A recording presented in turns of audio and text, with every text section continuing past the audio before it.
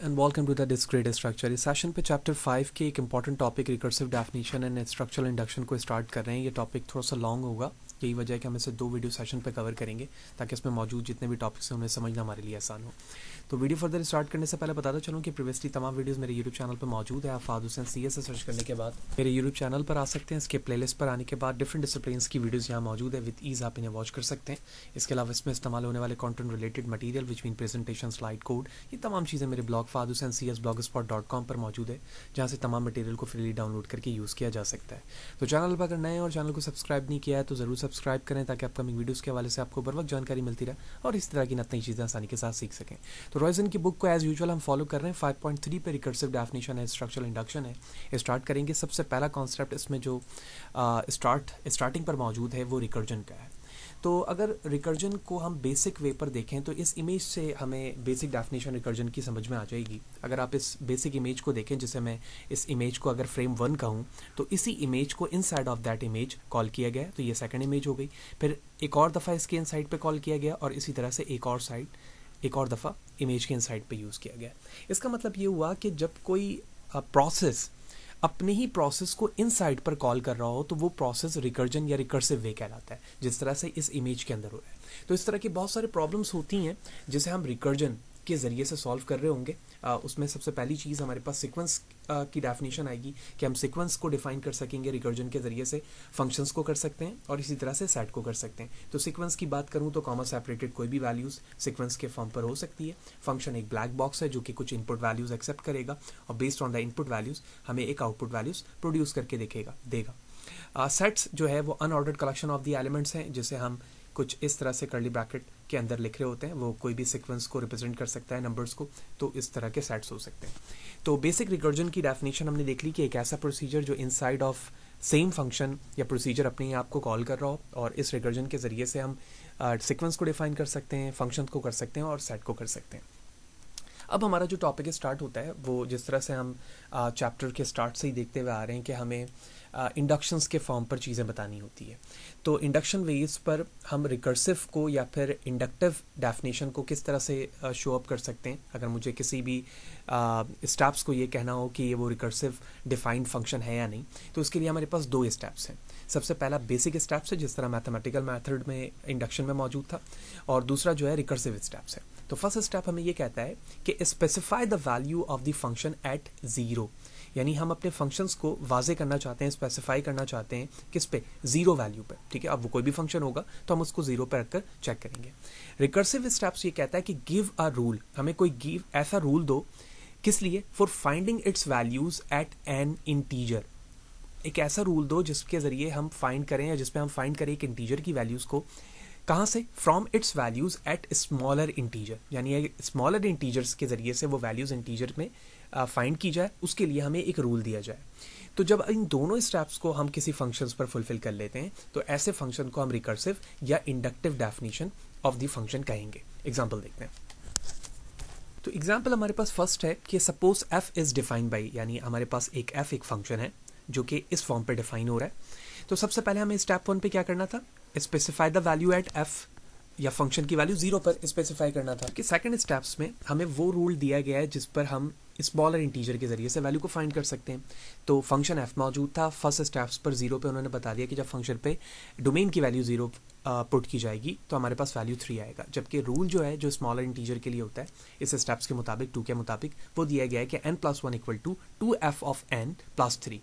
अब इस n की वैल्यूज़ पर हमें क्या फाइंड करने कहा जा रहा है कि f of 1 पर वैल्यूज़ बताएं, 2 पर बताएं, 3 पे बताएं और 4 पे बताएं, जबकि 0 हमारे पास मौजूद है।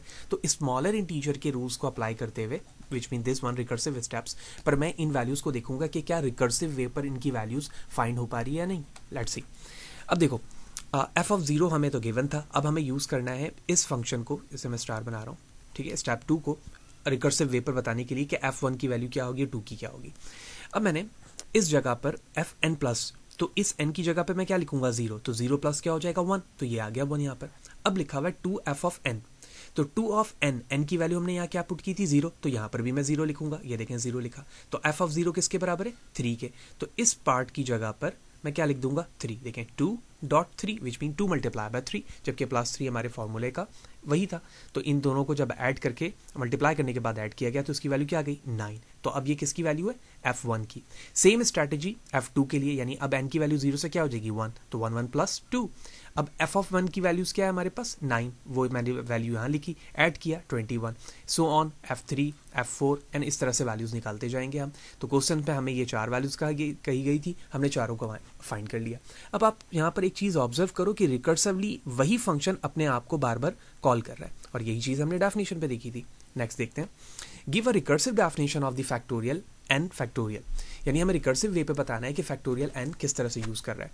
फ्रॉम द स्टार्टिंग, यानी जब हम फैक्टोरियल पहली दफ़ा सुनते हैं तो फिबोनाची और फैक्टोरियल दो ऐसे प्रॉब्लम है जो हम फ्रिक्वेंटली इस्तेमाल करते हैं। तो फैक्टोरियल का मतलब ये होता है कि कोई भी पॉजिटिव नंबर का हम फैक्टोरियल निकाल सकते हैं। जैसे अगर मैं कहता हूँ 5 का फैक्टोरियल, जो कि इस तरह से रिप्रेजेंट किया जाएगा, इसका मतलब ये है कि नंबर इटसेल्फ जितने भी लेस देन पॉजिटिव नंबर हैं वो उससे मल्टीप्लाई होगा। तो इटसेल्फ का मतलब है 5 खुद, इससे लेस पॉजिटिव नंबर कौन कौन से हैं 4 3 2 एंड 1, इन तमाम को मल्टीप्लाई करेंगे, इसका जो आंसर आ जाएगा वो 120 आ जाएगा। ये फैक्टोरियल है 5 का। अब इस चीज़ में रूल्स हमें क्वेश्चन में क्या गिवन है कि f ऑफ 0 = 1, ये हमारा फर्स्ट रूल हो गया। और सेकंड रूल पे बताया जा रहा है कि अगर रिकर्सिव वे पर मुझे इस स्टेप को प्रूव करना होगा, जो हमने प्रीवियस स्लाइड्स पे देखा है, दिस वन रिकर्सिव स्टेप्स, तो हमें स्मॉल इंटीजर से वैल्यूज पुट करनी होगी। बिल्कुल सेम लॉजिक को यहाँ पर इस्तेमाल किया जाएगा। f ऑफ 0 मौजूद है, तो f ऑफ 1 निकालने के लिए हम क्या करेंगे, इस पर 0 पुट करेंगे। तो अगर मैं थोड़ा सा डायरेक्ट यहाँ पर चलूँ तो मैं डायरेक्टली लिख सकता हूँ f ऑफ 1, 0 + 1 1, ठीक है। ये लिखा हुआ है n, तो ये 0, तो 0 के साथ 1 ऐड करूंगा 1, ठीक है। f ऑफ 0, तो f ऑफ 0 क्या है 1, तो 1 मल्टीप्लाई बाय 1 इक्वल टू किसके बराबर हो गया 1। इसी तरह से मैं 2 निकाल सकता हूँ, 3 निकाल सकता हूँ एंड सो ऑन। 0 का फैक्टोरियल 1 होता है, 1 का फैक्टोरियल 1 होता है, 2 का निकालूंगा तो 2 मल्टीप्लाई बाय 1 2 आएगा एंड सो ऑन। इस तरह से ये प्रोसेस वर्क करता जाएगा। Okay, the third one, recursively defined function, give a recursive definition of these, ठीक है। हमें रिकर्सिव डेफिनेशन इसका बताना है जो समेशन के साथ मौजूद है।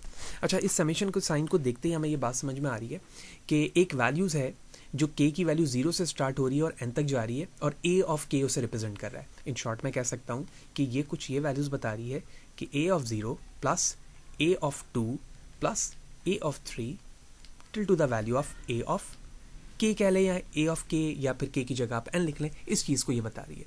तो रिकर्सिवली हम इसे किस तरह से डिफाइन कर सकते हैं? The first part of the definition is that कि that is what will the value of 0, यानी 0 पर इसकी वैल्यूज क्या होगी। तो हम जानते हैं कि k की वैल्यू 0 से स्टार्ट होगी और 0 पे ही खत्म हो जाएगी, यानी कोई प्रोसेस शुरू हुआ और उसी स्टेप पे खत्म हो गया। तो इसका मतलब ये हुआ कि यहाँ पर अगर इसकी वैल्यू 0 है तो ये 0 के बराबर आएगा सम की वैल्यू। तो मैं यहाँ पर ये बता रहा हूँ, the second part is k = 0 to 0, n की जगह मैंने 0 लिखा, a ऑफ k = a0, ठीक है, ये 0 पर हो गया। नेक्स्ट स्टेप क्या था कि रिकर्सिवली हमें स्मॉल इंटीजर से वैल्यूज को रिप्रेजेंट कराते हुए शो करना है। तो ये तो स्मॉल इंटीजर से वैल्यूज चल रही हैं, लेकिन समेशन फॉर्म पर मैं इसे कैसे लिख सकता हूँ? देखें, k = 0 n + 1, a of k that is equal to k of 0 that is start from 0 to n a of k plus a n + 1। ये जो a n + 1 है, एक्चुअली ये साइन यहाँ पर दिखाया गया है। इसका मतलब ये है कि जितनी वैल्यूज़ होगी वो एक्चुअली जब तक प्रीवियस वाली वैल्यूज़ नहीं आएगी वो उसमें ऐड नहीं हो सकती।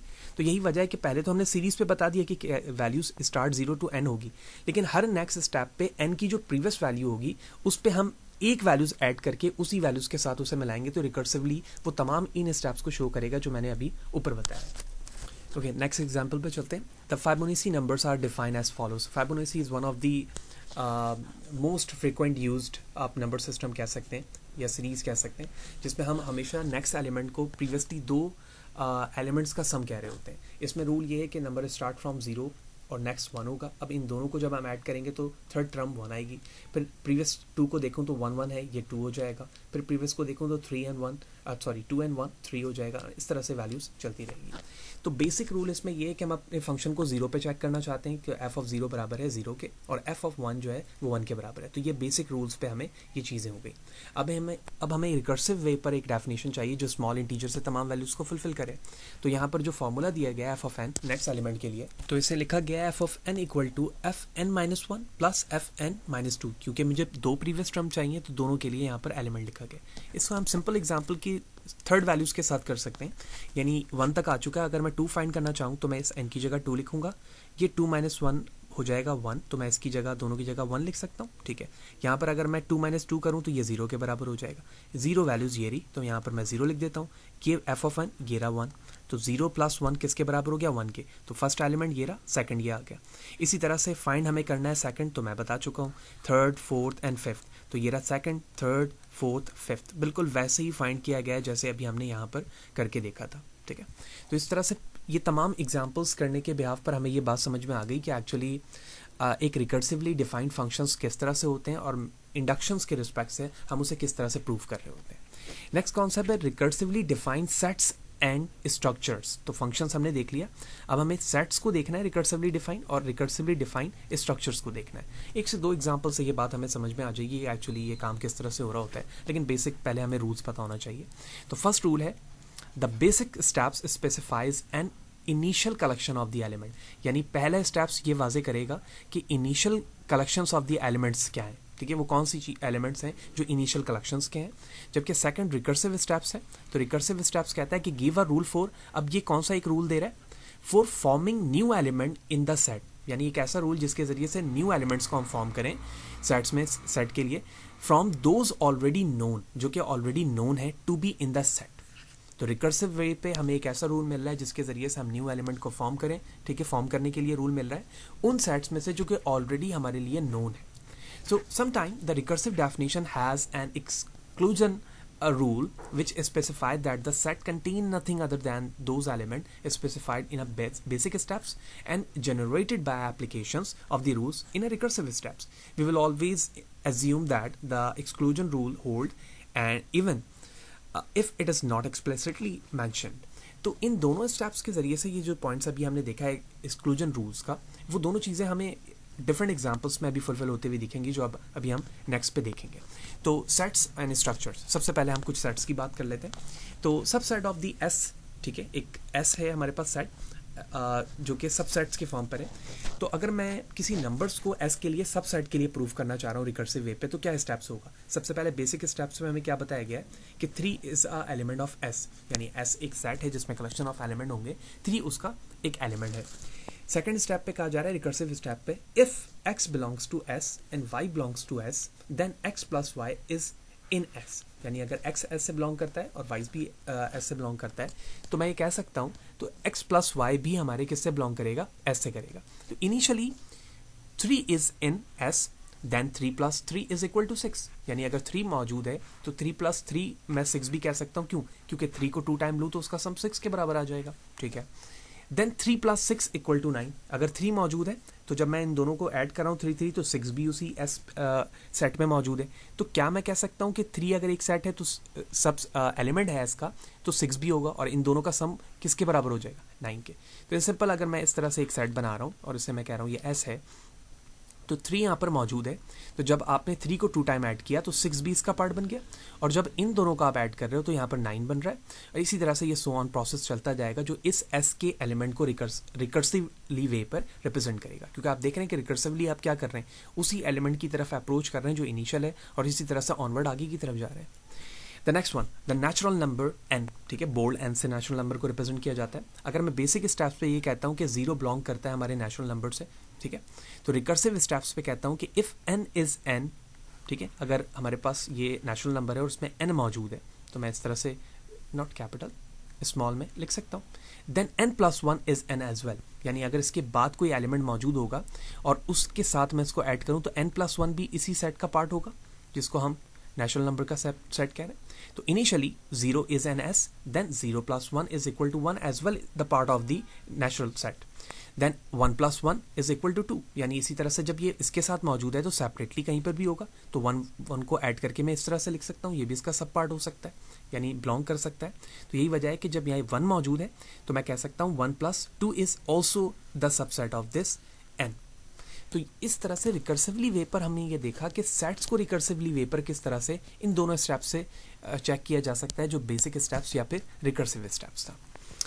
अब हमारे पास स्ट्रक्चर है, रिकर्सिवली डिफाइंड स्ट्रक्चर्स। तो रिकर्सिवली डिफाइंड स्ट्रक्चर्स के लिए हमें थोड़ा सा चीज़ों को रिकॉल करना होगा जो हम ऑटोमेटा के अंदर चीज़ें देखते हैं, लेकिन हम इतने डेप्थ पे नहीं जाएंगे, हम सिर्फ उन्हीं चीज़ों को अंडरस्टैंड करेंगे या कंसीडर करेंगे जो डिस्क्रीट के लिए इंपॉर्टेंट हो सकते हैं। तो the set summation static of the string over the alphabet summation, यानी हमारे पास एक अल्फ़ाबेट समेशन का साइन मौजूद है, उसमें एक सेट ऑफ द स्ट्रिंग है जिसे समेशन ऑफ स्टैटिक से रिप्रेजेंट किया जा रहा है. सो द बेसिक स्टेप कि हमारे पास एक लैम्डा साइन है जो कि नल को रिप्रेजेंट कर रहा है. Lambda belongs to a summation of star. तो lambda is an empty set. कैसे? अगर मैं कहता हूँ कि ये इस तरह से एक सेट है हमारे पास, ठीक है, इससे हम कहते हैं कि ये एक्चुअली समेशन ऑफ स्टैटिक है ओवर द अल्फ़ाबेट्स. तो जो इसमें नल वैल्यू है वो भी तो इसी का पार्ट है ना. नल का मतलब है जब मैं इसमें से कुछ भी नहीं लूँगा तो कुछ भी नहीं भी तो इसका पार्ट होता है. जिस तरह हम सेट्स में कार्डिनैलिटी के वक्त देखते हैं कि अगर मैं एक कार्डिनैलिटी बनाता हूँ ए सेट की ए इक्वल टू 1 2 3, तो कार्डिनैलिटी में नल भी उसके लिए मौजूद है. तो हमने यही कहा है यहाँ पर कि lambda is belongs to a summation static where lambda is an empty string. The second one recursive steps, if W is in summation of star, यानी अगर यहाँ पर W मौजूद है and X is in summation, और X जो है वो समेशन पे मौजूद है जो ओवर द अल्फ़ाबेट है, तो मैं यहाँ पर इस तरह से कहता हूँ कि ये X के साथ मौजूद है, तो then WX belongs to summation of star. क्या मतलब हुआ? देखो, जब मैं सिर्फ समेशन की बात कर रहा हूँ तो ये तो ओवर द अल्फ़ाबेट्स है, यानी ये बड़ा एक सेट है जिसका एक सब पार्ट है, just for the sake of understanding, ये समेशन ऑफ स्टैटिक. ठीक है, इसका मतलब ये हुआ कि ये पार्ट इसके अंदर भी मौजूद है. तो जब X यहाँ पर मौजूद है और W यहाँ पर मौजूद है, तो मैं इन दोनों को ये कह सकता हूँ कि W and X also the element of static summation static. तो रिकर्सिवली आप देख रहे हैं कि पहले ये एक बड़े सेट में था, फिर ये इसके पार्ट में आया और इन दोनों को इस तरह से होल्ड कर रहा है. जब ये दोनों को होल्ड कर रहा है तो मैं इस फॉर्मेट पे भी उसे लिख सकता हूँ. The next one, if summation equal to 0 1, यानी समेशन एक वेरिएबल सेट के फॉर्म पे यहाँ पर मौजूद है. ठीक है, यहाँ ये एग्जांपल कुछ और थी जिसमें 0 एंड 1 मौजूद है. So the string is in summation of star are the sets of all bit string that start from null 0 1 0 0 0 1 1 0 1 1. तो थ्योरी ऑफ ऑटोमेटा के अंदर आप ये पढ़ते हैं कि जब आप किसी भी नंबर्स के रेगुलर एक्सप्रेशन बना रहे होते हो, तो रेगुलर एक्सप्रेशन पर आप इस तरह से अगर आप 1 के ऊपर स्टार बनाते हो तो इसका मतलब है मैं कुछ भी ना लिखूं, 1 टाइम 1 लिखूं, 2 टाइम 1 लिखूं, 3 टाइम 1 लिखूं, सो ऑन. तो इस तरह से ये एलिमेंट को रिप्रेजेंट करते हैं. तो अगर मैं समेशन के ऊपर ही यहाँ पर स्टार बना दूँ तो इसका मतलब है कि नल से लेकर मैं डिफरेंट वैल्यूज़ लिख सकता हूँ. तो नल का मतलब है कि मैंने 0 1 में से कोई भी वैल्यू नहीं ली, मैं सिर्फ 0 ले सकता हूँ, मैं 1 ले सकता हूँ, 2 टाइम 0 ले सकता हूँ, 0 1 ले सकता हूँ, 1 0 ले सकता हूँ, 1 1 and so on. Different combination इसके स्टैटिक के फॉर्म पे बन सकती है. लेकिन हमें प्रूफ करना है कि if A and B is a part of the summation set, इसको अगर मैं कह रहा हूँ तो show that AA B is in this summation star. यानी अब मुझे ये बताना है कि क्या इस बेस पर ये इसका पार्ट होगा. ठीक है, कैसे? देखो, lambda belongs to summation static, जाहिर सी बात है जब ये लैम्डा स्टैटिक में है कोई भी वैल्यूज़ है तो लैम्डा भी होगा. तो क्या मैं अब ये कह सकता हूँ and A belongs to lambda and A is also belongs to summation static? बिल्कुल, दोनों में चीज़ों पर हो सकता है. अगर मैं कहता हूँ कि A बिलोंग कर रहा है समेशन ऑफ स्टैटिक से, ठीक है, A का मतलब है कि इस सेट पे, ठीक है, तो and A belongs to summation and double A belongs to summation star as well. क्यों? क्योंकि डबल स्टार का मतलब, डबल A का मतलब ये कि अगर वो एक A बिलोंग कर रहा है तो मैं 2 दफ़ा भी उसे लिख सकता हूँ. ठीक है, जब मैं 2 दफ़ा लिख सकता हूँ इस A को, तो मैं चाहूँ तो 1 दफ़ा B लिखूँ या एक दफ़ा भी B ना लिखूँ, क्योंकि स्टार तो ओवरऑल पे कंसीडर हो रहा है जैसे यहाँ पर किया गया था. ठीक है, तो अब मैं क्या लिख रहा हूँ, double A belongs to summation star, then B belongs to summation and double A B is also belongs to a summation of star. तो रिकर्सिवली वे पर आप थ्योरी ऑफ ऑटोमेटा के बेसिक रेगुलर एक्सप्रेशन के rule को यहाँ पर understand करते हुए ये देख रहे हो कि मैं इस तरह के स्ट्रिंग बेस स्ट्रक्चर पे भी रिकर्सिवली वे पर इस रिकर्सिवली डिफाइंड फंक्शंस को अप्लाई कर सकता हूँ या अप्लाई होता हुआ देख रहा हूँ. तो होपफुली ये कॉन्सेप्ट आपको समझ में आया होगा. इसके बाद स्ट्रिंग कॉन्कैटिनेशन है. सिंपली अगर मैं स्ट्रिंग कॉन्कैटिनेशन की बात करूँ तो 2 अलग अलग स्ट्रिंग को हम ज्वाइन कर रहे होते हैं. नॉर्मली प्रोग्रामिंग सिंटैक्स में डॉट लगाकर ये चीज़ किया जा रहा होता है.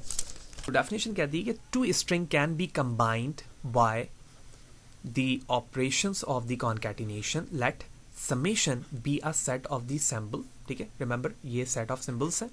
Where summation star be a set of the string formed from the symbol, यानी ये वो सेट ऑफ द स्ट्रिंग है जो सिंबल से फॉर्म्ड होने के बाद बन रहे हैं, उसमें उसका कलेक्शन मौजूद है.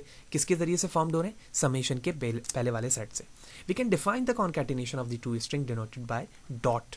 ठीक है, ये डॉट का साइन यहाँ पर मौजूद है, recursively as follow.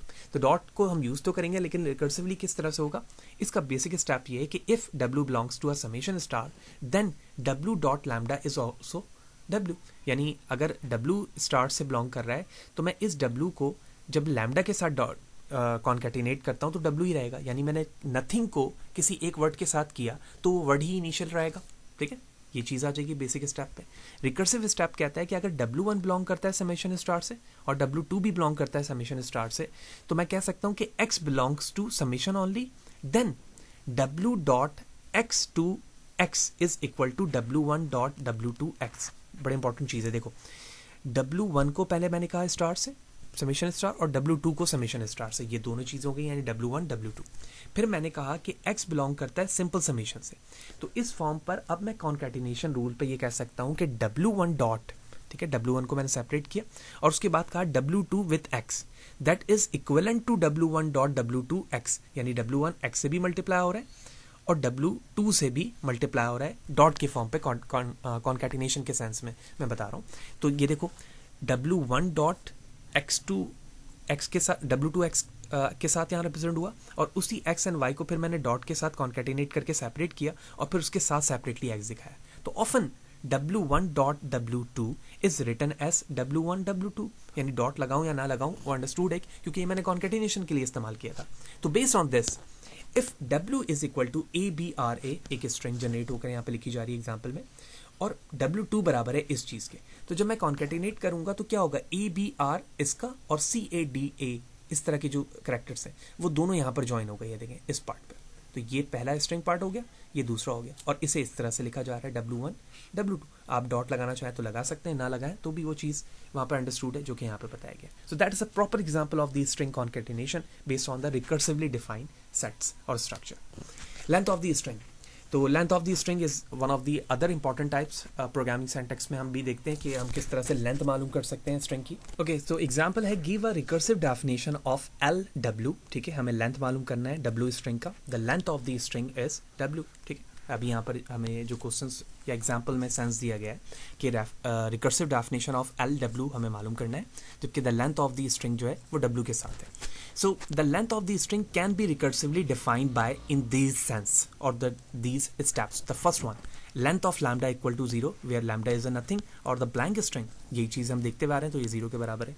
Whereas the length of WX, ठीक है, WX क्या चीज़ है ये भी हम यहाँ पर देख चुके हैं कि W जो है वो समीशन ऑफ स्टार से बिलोंग करता है, जबकि X जो है सिंपल समीशन वाले फंक्शन से बिलोंग कर रहा है। तो हम इसे लिख सकते हैं कि the length of the W +1, ठीक है। इफ किस वक्त हम ये लिख रहे हैं लेंथ मालूम करने के लिए, इफ W बिलोंग करे समीशन ऑफ स्टार से, यही चीज अभी मैंने कही, जबकि X बिलोंग करे सिंपल किसके साथ, समीशन के साथ। तो इस सेंस में हम इस तरह से इन दोनों स्टेप्स के जरिए से लेंथ ऑफ द स्ट्रिंग को प्रूव कर सकते हैं कि एक्चुअली जो लेंथ ऑफ स्ट्रिंग है वो इन्हीं दोनों पे रिकर्सिवली बेस कर रही है। क्योंकि जब आप स्ट्रिंग मालूम करते हैं तो रिकर्सिवली आप एक एक चीज़ों को काउंट करते हैं, यानी फॉर एग्जाम्पल अगर मैं इस डिफाइंड वर्ड को रिकर्सिवली लेंथ देखना चाह रहा हूँ तो रिकर्सिवली क्या होगा, एक एक कैरेक्टर्स को वो इस तरह से रीड करते हुए कॉल करेगा और उसकी लेंथ डिफाइन कर रहा होगा।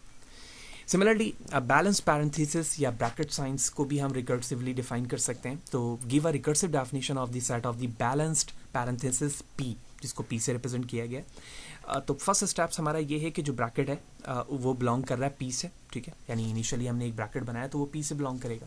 रिकर्सिव स्टेप्स में ये है कि अगर वो W के साथ P बिलोंग करता है, ठीक है, पैरेंथेसिस W फर्स्ट के साथ बिलोंग कर रहा है, then is this sign where W is also belongs to P।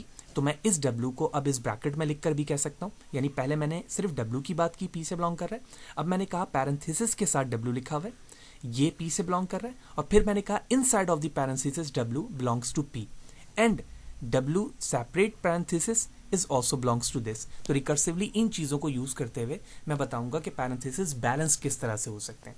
अच्छा, अब एक चीज़ आप देखें कि अगर मैं इस W को इसके इनसाइड पे ना लिखूं तो पैरेंथेसिस पर किसी तरह का कोई लॉजिकली रॉन्ग नहीं हो रही, पैरेंथेसिस ब्लैंक है कोई नहीं मसला, ठीक है, लेकिन रॉन्ग वे पे पैरेंथेसिस नहीं है, यानी ऐसा नहीं है कि हमने ओपन किया लेकिन क्लोज नहीं किया, ठीक है, यही वजह कि ये तीनों चीज़ें बिलोंग्स हो रही हैं।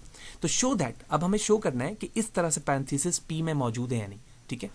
Y is in this format, ये क्यों नहीं हो सकती, तो तो हम जानते हैं कि जब हम पैरेंथेसिस को ओपन करते हैं रिकर्सिवली वे पर, तो वो हमेशा अपने इस बॉडी को काउंट वे पर देखता है। यानी मैं अगर इस तरह से पैरेंथेसिस बना रहा हूँ तो वो हमेशा क्या दिखेगा कि opening and closing bracket recursively इस चीज़ को बिलोंग कर रही है नहीं, क्योंकि बेसिक स्टेप में आपने यही बताया। तो इसका मतलब ये हुआ कि ये पी को बिलोंग कर रहा है, तो मैं कह सकता हूँ कि ये भी पी को बिलोंग कर रहा है, और इसी तरह से ये भी पी को बिलोंग कर रहा है इस बेस पर, ठीक है। लेकिन अगर आप इसकी बात करें कि ऐसा क्यों नहीं है, क्योंकि यहाँ पर अगर आप देखें कि अगर मैं इस चीज़ को बिलोंग करवा देता हूँ तो ये पार्ट हमारा क्या होगा, ये बिलोंग्स नहीं हो सकेगा। तो यही वजह है कि ये चीज़ पी को बिलोंग नहीं करेगी।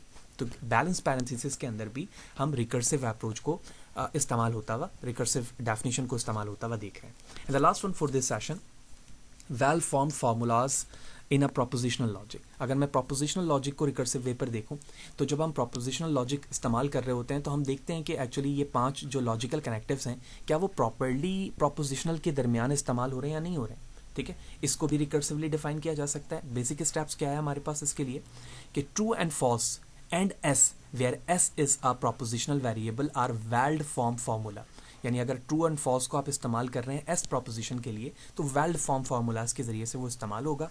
जबकि रिकर्सिव स्टेप्स ये है कि if E and F are well form formula then in this sense, this sense, this sense, this and this are well form formulas. यानी अगर ई और एफ वेल फॉर्म फार्मूला के पार्ट हैं तो अगर मैं ई और एफ पे इन लॉजिकल कनेक्टिव्स को इस्तेमाल करूं तो ये वो बैलेंस्ड फॉर्म है, ठीक है, या ये वो राइट फॉर्म है जो मैं इस तरह से या इस तरह से या इस तरह से या इस तरह से लिख सकता हूँ। जब तक इस फॉर्म पर हमारे लिए ई और एफ नहीं लिखी जाएंगी तो हम ये नहीं कह सकेंगे कि एक्चुअली ये लॉजिकल कनेक्टिव्स को फॉलो कर रही है या फिर नहीं कर रही है, ठीक है। तरह से अगर इस एग्जाम्पल को देखें तो यहाँ पर मजीद ये चीज़ क्लियर हो रही है कि अगर आप ऊपर वाले एग्जाम्पल के बेस पर इस एक्सप्रेशन को देखें तो क्या हम इसे well form logical connective usages कह सकते हैं, बिल्कुल कह सकते हैं, क्योंकि आप पैरेंथेसिस को भी बैलेंस देख रहे हैं, ये स्टार्टिंग ये एंडिंग, ये स्टार्टिंग ये एंडिंग, ये स्टार्टिंग ये एंडिंग, ठीक है। क्या पी एंड क्यू के दरमियान वेरिएबल इस्तेमाल कर सकते हैं, जी बिल्कुल कर सकते हैं, ये रहा, इम्प्लाइज कर सकते हैं, एंड कर सकते हैं, या और बिल्कुल ये भी कर सकते हैं। एफ यहाँ पर वो उस कॉलम को रिप्रेजेंट कर रहा है जिसमें तमाम वैल्यूज फॉल्स होती हैं, तो यही वजह है कि इस एक्सप्रेशन को कहा जा रहा है कि वेल फॉर्म है। जबकि मैं इसकी बात करूं तो ये वेल फॉर्म नहीं, क्यों, क्योंकि पी एंड क्यू के दरमियान किसी भी तरह के लॉजिकल कनेक्टिव्स को इस्तेमाल नहीं किया जा रहा है। जबकि नेक्स्ट जो और एंड मौजूद है वो किसके लिए इस्तेमाल हो रहा है, ये चीज़ भी यहाँ पर मौजूद नहीं है। तो बेस्ड ऑन दिस कंडीशन मैं कह सकता हूँ कि that is not a well defined या वेल फॉर्म फार्मूला। तो फिर ये सारी चीज़ें आपको क्लियर होंगी कि recursively defined function structure sets क्या हैं, किस तरह से हम लिखते हैं, लॉजिकली किस तरह से अंडरस्टैंड करते हैं। इसके कुछ रिमेनिंग पार्ट्स हैं जिसमें रूटेड ट्रीज और उसके सब टॉपिक्स हैं जो हम नेक्स्ट सेशन पे देखेंगे। होपफुली आपको सारी चीज़ें क्लियर होंगी। फिर भी कोई सवाल है, कोई चीज़ अगर समझ में नहीं आई है कमेंट सेशन पर ज़रूर पूछें, कोशिश करूँगा इस हवाले से आपको बर वक्त जवाब दे सकूँ। वीडियो अच्छी लगी तो लाइक करें, ज़्यादा लोगों को शेयर करें और इसी तरह से जुड़े रहें ताकि नई चीज़ें हम आसानी के साथ सीख सकें। नेक्स्ट सेशन पर मिलते हैं, सी यू देयर।